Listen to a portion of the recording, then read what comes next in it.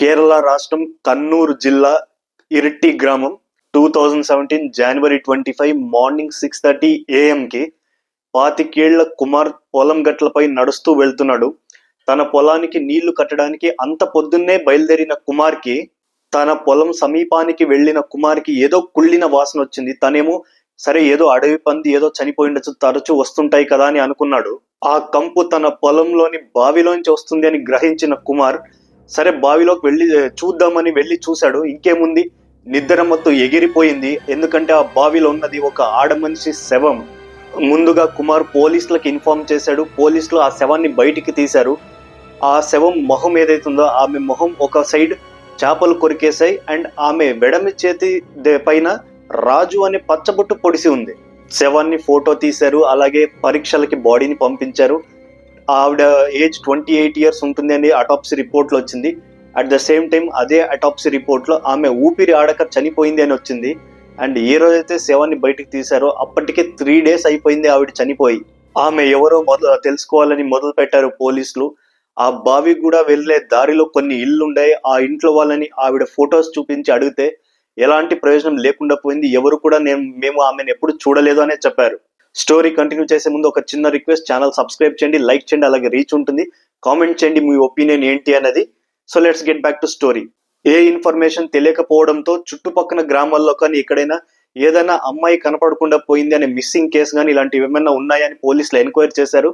అది కూడా ఏ లాభం లేకుండా పోయింది. పోలీసులు గ్రామం మొత్తం ఆమె ఫోటో అండ్ ఆ రాజు అనే పచ్చబొట్టు ఫోటో చూపిస్తూ వెతికారు. మొత్తం విలేజ్ మొత్తం.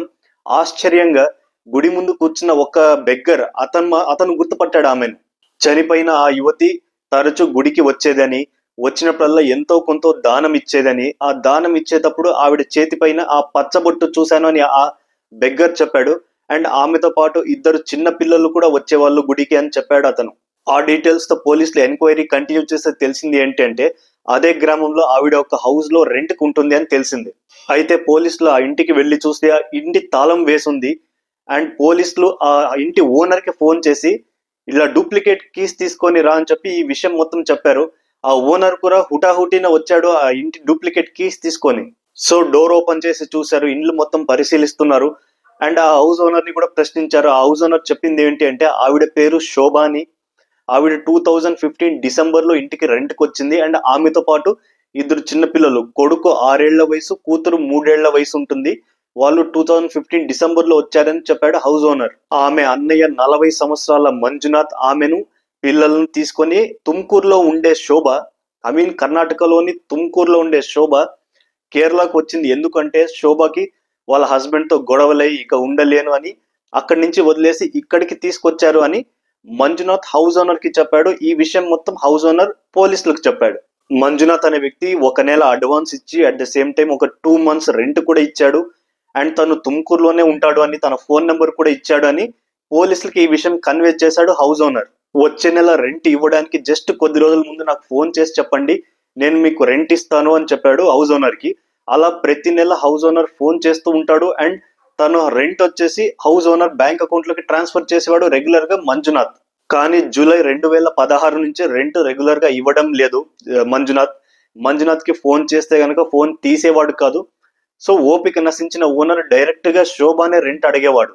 తన వదినకి వాళ్ళ అన్నయ్య తనకి సహాయం చేయడం ఇష్టం లేదు అని, ఆమె ఆపేసి ఉంటుంది రెంట్ పే చేయకుండా అని బాధపడుతూ హౌస్ ఓనర్ కి చెప్పిన శోభ ఎలాగైనా సరే ఈసారికి అడ్వాన్స్ లో నుంచి రెంట్ కట్ చేసుకోండి, నెక్స్ట్ టైం నుంచి రెగ్యులర్ గా పే చేస్తాము అని హౌస్ ఓనర్ చెప్పి పంపించింది శోభ.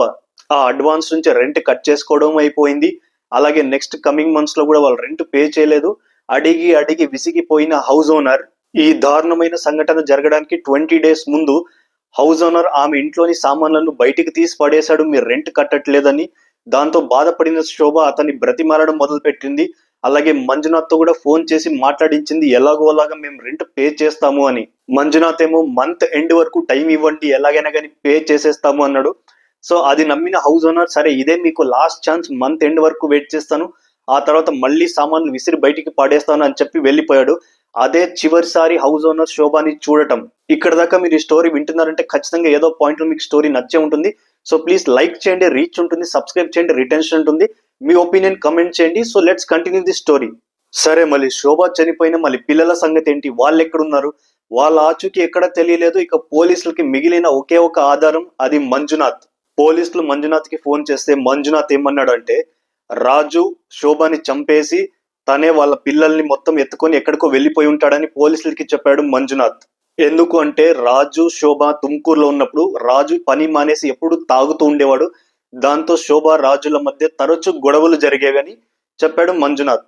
రోజు రోజుకి వాళ్ళిద్దరి మధ్య గొడవలు పెరుగుతూనే పోయింది. ఇక సహించలేను, ఇక నేను ఈ మనిషితో వేగలేను అని చెప్పిన శోభ వాళ్ళ అన్నతో ఎక్కడికైనా నన్ను వేరే ఇంటికి షిఫ్ట్ చేయని చెప్పింది శోభ. అండ్ డిసెంబర్ 2015 రాజు శోభల మధ్య చాలా పెద్ద గొడవే జరిగిందని మంజునాథ్ పోలీసులకి చెప్పాడు. ఇక నేను ఈ మనిషితో ఉండలేను, నేను ఏదో ఒక పని చేసుకొని నేనే పిల్లల్ని పోషించుకుంటాను, నాకు ఒక వేరే హౌస్ చూడు అని అనడంతో మంజునాథ్ తుమ్కూరులో నుంచి ఆమెను ఈ కేరళలో ఉన్న ఇరిట్టి గ్రామానికి షిఫ్ట్ చేశాడు. అది కూడా రాజుకి తెలియకుండా షిఫ్ట్ చేశాడు. శోభకి హెల్ప్ చేస్తుంది వాళ్ళన్న మంజునాథ్ అని రాజుకి తెలుసు. అలా తెలియడంతో వెళ్ళి మంజునాథ్ని అడిగాడు రాజు, ఎక్కడుందో తన ఆచూకీ చెప్పు, నేను వెళ్తాను అని. కానీ మంజునాథ్ ఆ ఆచూకీ చెప్పలేదు. ఎందుకంటే ఇంతకు ముందే శోభ తన అన్నకి క్లియర్ గా చెప్పింది, ఎట్టి పరిస్థితుల్లోనూ రాజుకి నేను ఎక్కడున్నానో తెలియదు, ఒకవేళ చెప్తే గనక నా శవాన్నే చూస్తావు అని. 2017 జనవరి అంటే శోభ చనిపోయిన మంత్ బిగినింగ్ లో ఈ రాజు అనే వ్యక్తి మంజునాథ్ దగ్గరకు వచ్చి చాలా దీనంగా ఎక్కడుంది నా వైఫ్ అని అడిగాడు. ఈసారి మంజునాథ్ కరిగిపోయి నమ్మి డైరెక్ట్ గా రాజుని శోభ దగ్గరికి తీసుకువెళ్ళాడు. రాజుని చూసిన శోభ చాలా మండిపడింది, వెళ్ళిపో, ఎందుకు వచ్చావు అనింది. కానీ రాజు మాత్రం లేదు, నువ్వు నాతో పాటు రా అన్నాడు. తను వినలేదు. కనీసం పిల్లలనైనా పంపించు అన్నాడు. దానికి ఆవిడ ఒప్పుకోలేదు. నిన్ను చంపైనా సరే నేను పిల్లలను తీసుకెళ్తాను అన్నాడు రాజు. సో అందువల్లనే రాజే చంపి ఉంటాడు తనని అని మంజునాథ్ చెప్పాడు పోలీసులకి. మరి నిజంగా అదే జరిగిందా? మంజునాథ్ నుంచి రాజు ఉండే తుమ్కూరులో ఉండే ఇంటి అడ్రస్ తీసుకున్నారు. అండ్ అక్కడ కర్ణాటక పోలీస్ సహాయంతో విచారణ కొనసాగించారు. అక్కడ తుమ్కూరులో రాజు ఇంటికి వెళ్లి చూస్తే ఇల్లు తాళం వేసింది. నైబర్స్ ని అడిగితే 2017 డిసెంబరే మేము లాస్ట్ టైం రాజుని చూసింది, దాని తర్వాత మేము చూడలేదు అన్నారు. అండ్ గుర్తుపెట్టుకోవాలి, అదే టైంలోనే శోభ ఇల్లు వదిలి వెళ్ళిపోయింది. పోలీసులు రాజుకు సంబంధించిన ఫ్రెండ్స్ అండ్ ఫ్యామిలీని ఆరా తీయడం మొదలు పెట్టారు. అండ్ రాజుకి తన ఫ్యామిలీతో రిలేషన్స్ బాగోలేని కారణంగా రాజు ఆచూకీ కానీ రాజు గురించి ఏ ఇన్ఫర్మేషన్ కూడా వాళ్ళ ఫ్యామిలీ మెంబర్స్ కి తెలీదు.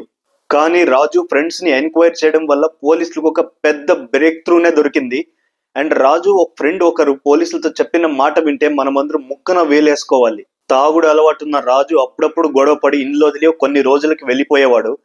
అలా వెళ్ళిపోయిన టైంలో రాజు ఇంటికి ఒక 45-year-old ఒక పెద్ద మనిషి ఆటోలో వచ్చి రాజు ఇంటికి వెళ్ళి తన వైఫ్ ఉండంగా ఒక 1 hour ఆ ఇంట్లో ఉండి బయటకు వచ్చేవాడు రెగ్యులర్ గా. ఈ విషయం చూసిన ఆ ఫ్రెండ్ రాజుకి చెప్పాను అన్న సంగతి పోలీసులకి ఇన్ఫార్మ్ చేశాడు. రాజు ముందు నమ్మలేదు. కానీ ఎప్పుడైతే రాజు స్వయంగా తన కళ్ళతో చూశాడో అప్పుడు నమ్మాడు. చాటుగా నిలబడున్న రాజు తన ఇంటి ముందు వచ్చి ఆగిన ఒక ఆటోలోంచి ఒక 45-year-old ఒక పెద్ద మనిషి దిగి తన ఇంట్లోకి తను లేనప్పుడు వెళ్ళడం చూశాడు. అప్పుడు నమ్మాడు రాజు. ఆ పెద్ద మనిషి లోపల పోయిన కాస్త సమయం ఆగి రాజు వెళ్ళి చూస్తే శోభ బెడ్రూమ్ లో ఆ పెద్ద మనిషి చాలా క్లోజ్ గా ఉండడం చూశాడు. చూసి షాక్ అయి నిలబడిపోయాడు రాజు. అలా షాక్ లో నిలబడిపోయిన రాజుని చూసిన శోభ ఏమాత్రం భయము బెదురు లేకుండా, తాగుబోతు అయిన నువ్వు సంసారాన్ని నిర్వర్తించలేవు, నీతో ఉండి ఎలాంటి లాభము లేదు, నీతో ఉండాలని కూడా నాకు లేదు అని తెగేసి చెప్పింది శోభ. ఇది విన్న రాజు మనసు చాలా గాయపడింది. అండ్ తను ఆ కాన్వర్జేషన్ లో ఎండింగ్ లో నేను ఇంకెప్పుడు మందు తాగను అని ప్రామిస్ చేశాడు శోభకి. ఏదో ఒక పని చేసి ఫ్యామిలీని చూసుకుంటాను అన్నాడు. అండ్ ఆ సంఘటన జరిగిన ఒక 1 week తర్వాత నుంచి నేను ఎప్పుడు రాజుని చూడనే లేదు అని వాళ్ళ ఫ్రెండ్ పోలీసులకి క్లియర్ గా ఎక్స్ప్లెయిన్ చేశాడు. మరి ఇంతకీ ఆ శోభ ఎక్స్ట్రా మ్యారిటల్ అఫైర్ పెట్టుకున్న ఆ 45-year-old మనిషి ఎవరు? అండ్ ఈవెన్ రాజుకి కూడా ఏదో ప్రమాదం ఉంటుంది, తలపడుండొచ్చు అని పోలీసులు అనుమానించారు. 2015 డిసెంబర్ నుంచి 2017 జనవరి వరకు ఈ టైం పీరియడ్ లో గుర్తు తెలియని శవాలు కావచ్చు ఏవైనా తుమ్కూరు పరిశీలన ప్రాంతాల్లో ఉన్నాయా లేవా అని డీటెయిల్స్ తెలుసుకోవడానికి అన్ని పోలీస్ స్టేషన్లకి నోటీసులు పంపించారు. అండ్ వాళ్ళకి తెలిసింది ఏంటి అంటే తుమ్కూరు చుట్టుపక్క ప్రాంతాల్లో ఒక వెదురు వనంలో 35 సంవత్సరాల ఒక మగ మనిషి శవం పూర్తిగా కాలిపోయి గుర్తుపట్టలేని విధంగా దొరికిందని తెలిసింది పోలీసులకి. అదే టైంలో పోలీసులు శోభ రహస్య ప్రియుడు తరచూ తిరిగి ఆటో డ్రైవర్ ని పట్టుకున్నారు. అండ్ ఆ ఆటో డ్రైవర్ పోలీసులకి చెప్పిన ఇన్ఫర్మేషన్ విని పోలీసుల బుర్ర గిర్రమని తిరిగింది. అఫ్ కోర్స్ మీకు ఈ పాటికి అర్థమైపోయి ఉండాలి ఎవరు కల్ప్రిట్ అని. అవును, అతను శోభ అన్నయ్య మంజునాథ్ గా పరిచయమైన వ్యక్తి అని పోలీసులకి అర్థమైంది. వాళ్ళ సంబంధం అక్రమం, వాళ్ళ వరుస అక్రమం, ఉన్నదంతా చేదు నిజం. ఆటో డ్రైవర్ ఏమన్నాడంటే 2017 డిసెంబర్ నైట్ మంజునాథ్ చాలా అర్జెంట్ గా ఆటో డ్రైవర్ ఇంటికి వచ్చి అర్జెంట్ గా నాకు నీ ఆటో కావాలి అని తీసుకువెళ్ళాడు. అండ్ మరనాడు మధ్యాహ్నం తెచ్చి ఇచ్చాడు అండ్ రెంట్ కూడా పే చేశాడని చెప్పాడు ఆటో డ్రైవర్ పోలీస్ కి. అయితే రిటర్న్ ఇచ్చినప్పుడు ఆటో చాలా క్లీన్ గా నీట్ గా ఉండడం చూసిన డ్రైవర్ మంజునాథ్ ని అడిగాడు, ఏంటి ఆటో ఇంత నీట్ గా ఉంది అంటే, మంజునాథ్ ఉంది లేదు చిన్న బుడద పడింది, డర్టీ వాటర్ పడింది, సో అందుకే నేనే పూర్తిగా క్లీన్ చేశాను అని చెప్పాడు మంజునాథ్. సో మంజునాథ్ పై చాలా గట్టిగానే అనుమానం ఉంది అండ్ తనే కల్ప్రిట్ అయి ఉంటాడని పోలీసులు గట్టిగా నమ్మారు. సో మంజునాథ్ పారిపోకూడదు అని తను వెంటనే వెళ్లి అరెస్ట్ చేశారు అండ్ అరెస్ట్ చేసి పోలీసుల స్టైల్లో ఎంక్వైరీ చేస్తే మొత్తం కక్కేశాడు. మంజునాథ్ శోభాల అఫైర్ రాజుకి తెలిసిపోయింది కాబట్టి రాజు ఇంకా బ్రతకకూడదు అని శోభ మంజునాథ్ ఇద్దరు డిసైడ్ చేసుకున్నారు. 2017 డిసెంబర్ మిడ్ నైట్ అకస్మాత్తుగా శోభ నాకు కడుపు నొప్పి వస్తుందని గట్టిగా బాధపడుతున్నట్టు నటించింది. అది నమ్మిన రాజు ఎలాగైనా సరే ఆటోలో హాస్పిటల్ కి తీసుకువెళ్లాలని ఇంటి నుంచి బయటికి వస్తే అదే టైంకి ఆటోలో ప్లాన్ ప్రకారం రెడీగా ఉన్న మంజునాథ్ ఒక ఆటో డ్రైవర్ గా దర్శనం ఇచ్చాడు రాజు ముందు. అండ్ రాజు శోభని అదే ఆటోలో ఎక్కించి ప్రయాణం కొనసాగించారు. అండ్ ప్రయాణం కొనసాగించిన కొంతసేపటికే ఆ ఆటో అనేది వెదురు వనం వైపు వెళ్తుంది.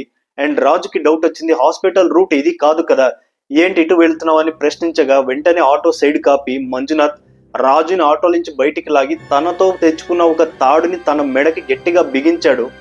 అప్పటి వరకు నొప్పి నొప్పి అని ఏడుస్తున్న శోభ వెంటనే ఆటో దిగి మంజునాథ్ కదలకుండా ఉండడానికి మంజునాథ్ కాళ్ళు చాలా గట్టిగా బలంగా పట్టుకొని ఉంది శోభ. అండ్ చాలా గట్టిగా మంజునాథ్ మెడ బిగించేసరికి రాజు అక్కడికక్కడే ప్రాణాలు వదిలేశాడు. అండ్ అదే వెదురు వనం లోపలికి తన శవాన్ని లాక్కుపోయి తనతో తెచ్చుకున్న పెట్రోల్ ని మంజునాథ్ తనపై వేసి రాజు శవాన్ని కాల్చేశాడు. ఆ తరువాతే మంజునాథ్ శోభని కేరళలోని ఇరిట్టి గ్రామంలో ఒక రెంటెడ్ హౌస్ లో పెట్టాడు. అండ్ ఇక్కడే మంజునాథ్ కి అసలైన నొప్పి తెలిసొచ్చింది. అప్పటికే మంజునాథ్ కి పెళ్ళయి 3 పిల్లలు కూడా ఉన్నారు. అండ్ ఇప్పుడు శోభని కూడా పోషించాలి, తనకి రెంట్ పే చేయాలి. ఇది చాలా భారంగా మారింది మంజునాథ్ కి. అయినా ఈ భారాన్ని దాదాపు 1.5 ఇయర్స్ మోసాడు. ఇక మీదట నుంచి పోషించడం తన వల్ల కాదు అని చెప్పి మంజునాథ్ శోభకి చెప్పడం జరిగింది. ఆ మాట విన్న శోభకి చాలా కోపం వచ్చింది. మన ఇద్దరి సంబంధం గురించి మీ భార్యకి చెప్పేస్తాను అని బెదిరించింది.